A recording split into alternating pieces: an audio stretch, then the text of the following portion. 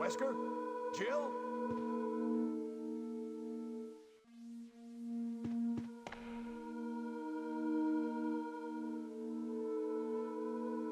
What happened to Jill and Wesker? I don't know. It's Jill's gun. Alright. Let's pick up Jill's gun. I'm not sure why we don't have our own gun, but... I mean, he was holding a gun in the cutscene. He was shooting at the dogs. So I'm not sure what happened. Maybe he dropped it. So Chris's campaign is a bit harder. It's considered to be the hard mode of the game. We have less inventory space. As you can see, we only have 6 slots instead of 8. And we also don't have a lockpick.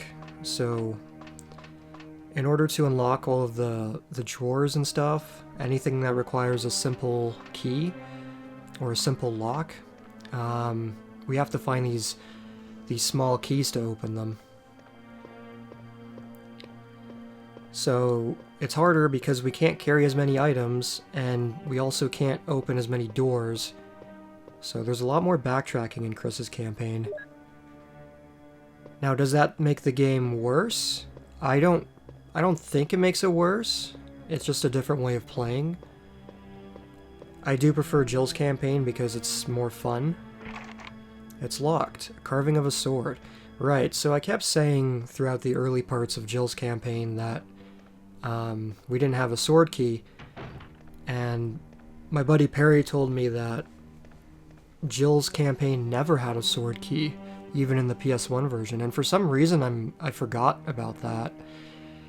So I don't know, maybe I was just mixing things up with Remake, because in Resident Evil Remake, the remake of this game, you do get a sword key in Jill's scenario.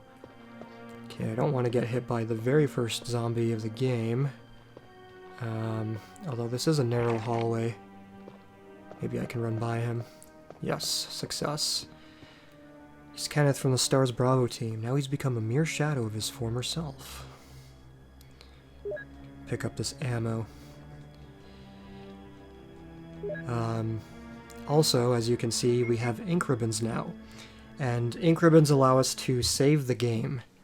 So they're very important, and if you spam them, you might soft lock yourself. Because you won't be able to... I mean, not necessarily soft lock, like if you waste all of your ink ribbons early, then you'd have to finish the rest of the game without saving, or without dying. So, it's important that you manage them. Let's kill this first zombie. Ugh, I hate it whenever I waste a shot. Ooh. I know people say that Chris takes steroids, because in Resident Evil 5 he's huge, but he's kind of big in this game too. Like, this is like RE5 Chris. I think people get him confused with his appearances in Code Veronica and Resident Evil 1 Remake, because he looks more slender in those games. Alright. So, it's interesting because this is not happening at the same time as Jill's scenario. It's a completely different scenario that takes place in its own universe. And you can tell because 3 characters enter the mansion, but they're different. You know, there's no blood puddle in the dining room. Instead of Chris being imprisoned by Wesker, it's a different character. Gonna knife the zombie through the statue. Little trick if you don't know. One of only 2 times where I used the knife in this game. I mean, I could practice with it, but it's really not that great to use. The knife in Code Veronica is the best knife. It's actually strong in that game. But in this game, if you try to use the knife, you're probably going to get munched. Thankfully, there's a statue here which blocked the zombies, so we were able to protect ourselves. Alright. Also, you pick up the same items as Jill does in her scenario. So, it really can't be happening concurrently with Jill's campaign. Ah, first hit of the game.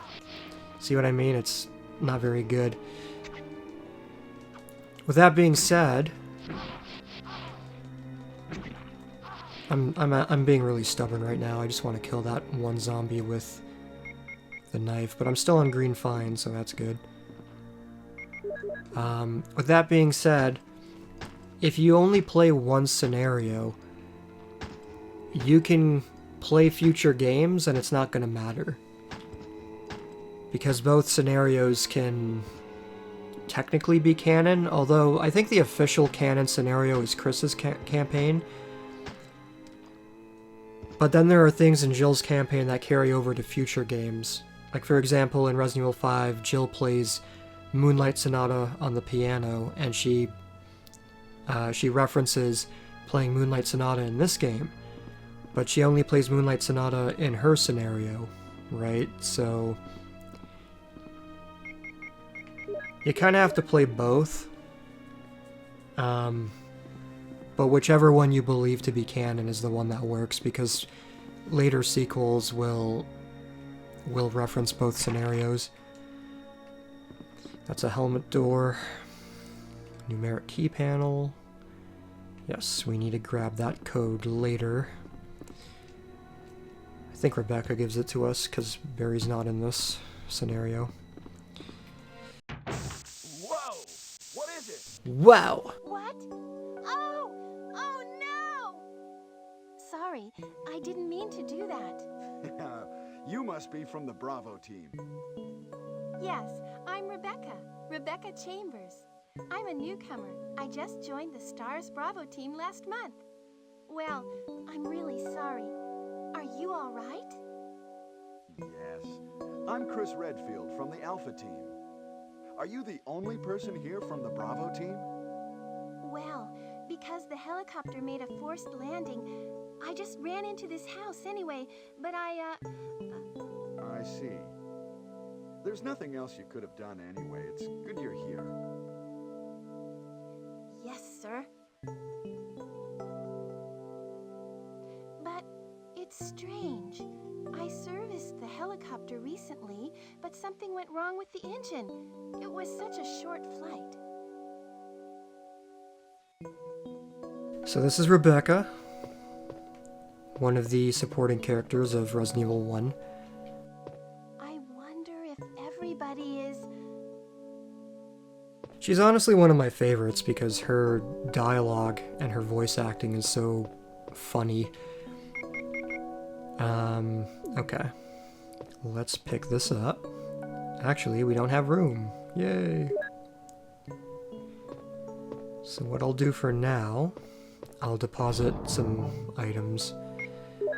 Put away the emblem and the knife because, as we just saw, the knife is pretty useless. And we'll withdraw the clips here so we have more ammo. Yeah, 37 bullets. We'll put away the first aid spray because we don't need that right now. There we go. And let's save our game. Well, let's pick the key up and then save our game. Yes, and if we examine it, the mansion key becomes the sword key. Very nice. Yes. We'll make a new save file.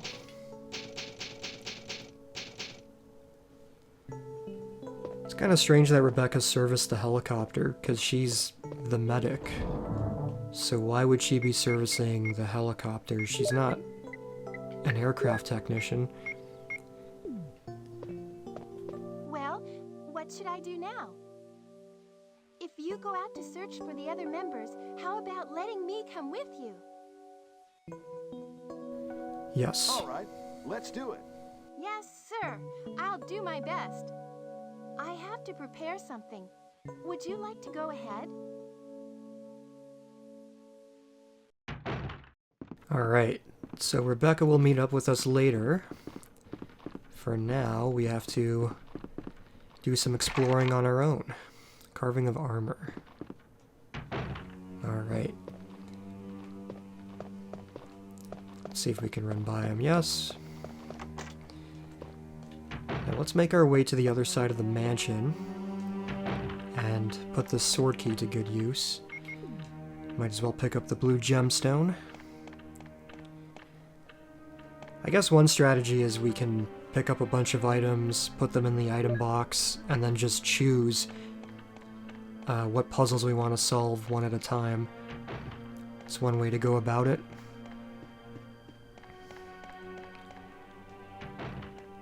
Alright, let's open this door. See, in Jill's scenario that was opened with the lockpick. I'll take care of the dogs right here, so I don't have to worry about them later. I love how there's a skull and a spinal column in that one cabinet.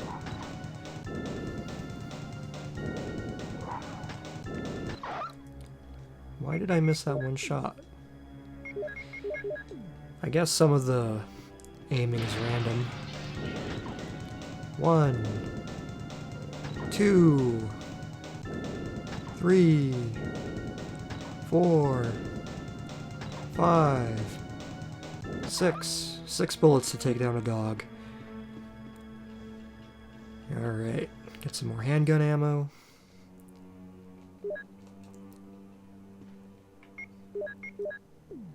You don't start out with a lot of ammo in Chris's campaign, but by the end of it you're going to have a lot. Like, there's a lot of ammo you can pick up. And we need to start stacking our health items. Alright, the bathroom. Now this room was useless in Jill's campaign, but as Chris, the bathtub is filled with muddy water. So we can unplug the tub and collect an item.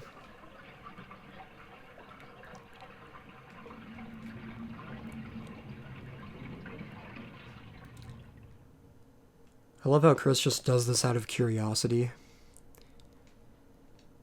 Yes. And we found our first small key.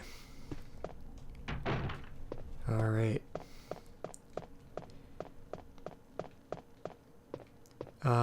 That's the room with the shotgun, but we're not going to go there just yet. There's things we need to do first. Ah, I wasted a bullet. It hurts. It hurts almost as much as getting hit by the zombie. Okay, that's one. Oh, there's another one. And he's walking to the wall, which is good for me.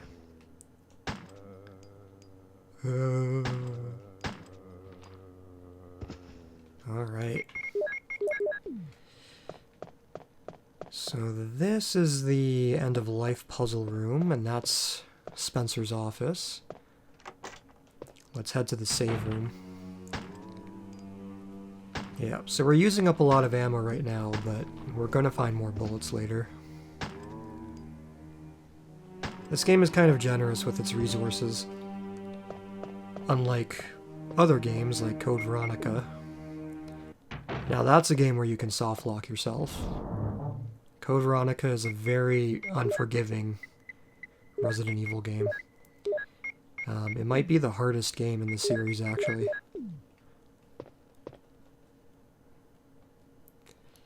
Yes, I'll take the chemical. I guess I'll put away the small key for now.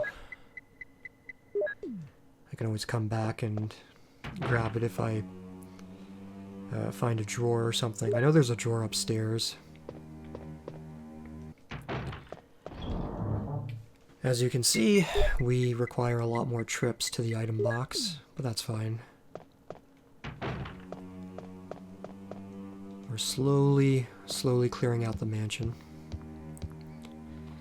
Okay. Kill this guy.